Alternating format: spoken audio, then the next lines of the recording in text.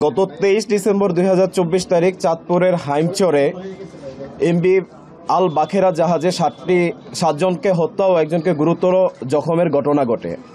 উক্ত ঘটনা বিভিন্ন প্রিন্ট ও ইলেকট্রনিক মিডিয়া ও সামাজিক যোগাযোগ মাধ্যমে প্রচারিত হলে তা সারা দেশব্যাপী ব্যাপক চাঞ্চল্যের সৃষ্টি করে। পরবর্তীতে উক্ত ঘটনায় জাহাজের মালিক বাদী হয়ে 24 ডিসেম্বর তারিখে একটি হত্যা মামলা দায়ের করেন। এই হত্যাকাণ্ডে জড়িত ব্যক্তিদের শনাক্ত ও গ্রেফতারে র্যাবের তৎপরতা বৃদ্ধি করা হয়। এরই ধারাবাহিকতায় গত 24 ডিসেম্বর তারিখে বাগেরহাট জেলায় রাতে অভিযান পরিচালনা করে এই নৃশংস হত্যাকাণ্ডে সম্পৃক্ত আকাশ মণ্ডল ওরফে ইরফান নামক একজন ব্যক্তিকে গ্রেফতার করা হয়। গ্রেফতারের সময় গ্রেফতারকৃত আসামির নিকট হতে একটি ব্যাগ, একটি হ্যান্ড গ্লাভস, আসামির 2টি মোবাইল ফোন, ভিকটিমদের 5টি মোবাইল ফোন সহ সর্বমোট 7টি মোবাইল ফোন, চেতনানাশক ওষুধের পাতা এবং নীল রঙের একটি জিন্স প্যান্ট যেখানে বিভিন্ন জায়গায় রক্ত মাখানো ছিল তা উদ্ধার করা হয়। প্রাথমিক জিজ্ঞাসাবাদে গ্রেফতারকৃত আসামি জানায় সে গত 8 মাস যাবৎ এই জাহাজে কর্মরত রয়েছে।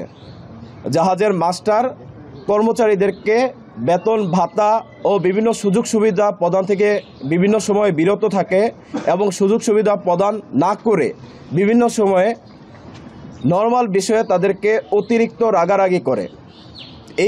এই ঘটনায় এই ঘটনায় সম্পৃক্ত আকাশ মণ্ডল ক্ষুব্ধ হয় এবং এই জাহাজে কর্মরত অন্যান্য সদস্যদের সাথে বিষয়টি আলোচনা করে।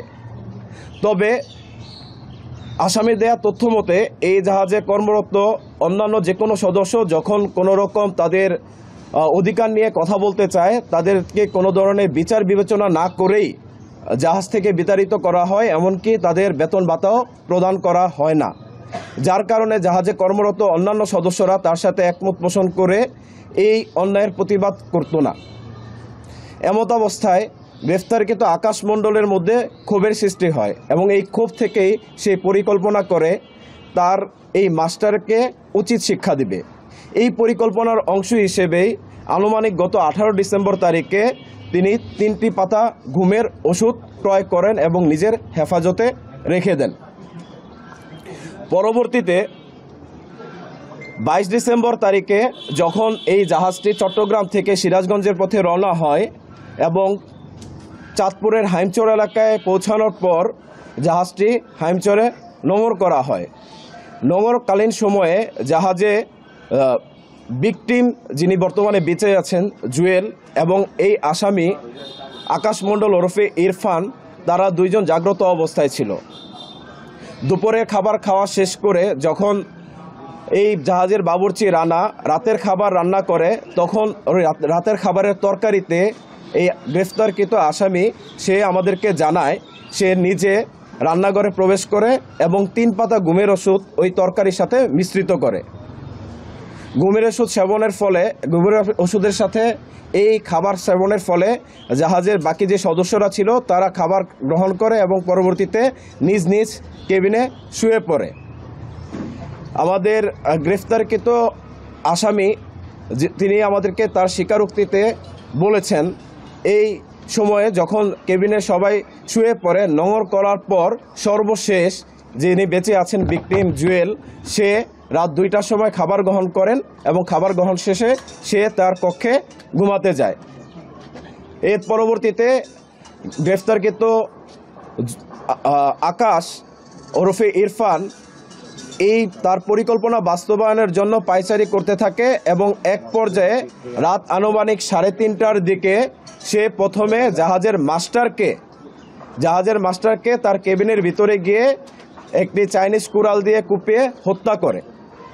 তার মূলত ক্ষোভ ছিল জাহাজের মাস্টারের ওপর, বা জাহাজের মাস্টারকে ডেট করার পর তার কাছে মনে হয় যে এই জাহাজে বাকি যে সদস্যরা আছে সে যদি এখন এখান থেকে পলায়ন করে তাহলে বাকি সদস্যদের দেওয়া তথ্য অনুযায়ী তাকে গ্রেফতার করা হবে। আইনশৃঙ্খলা বাহিনীর গ্রেফতার এড়াতে গ্রেফতারকৃত আকাশ ওরফে ইরফান বাকি সদস্যদের ক্রমান্বয়ে কুপিয়ে হত্যা করে।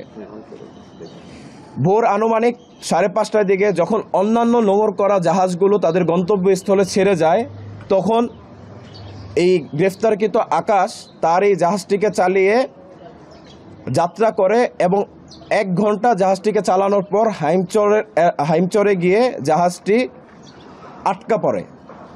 পরবর্তীতে একটি মাঝির নৌকার দ্বারা সে চরে গিয়ে অবস্থান করে এবং সেইখান থেকে আত্মগোপনে চলে যাওয়ার উদ্দেশ্যে বাগেরহাটে গমন করে।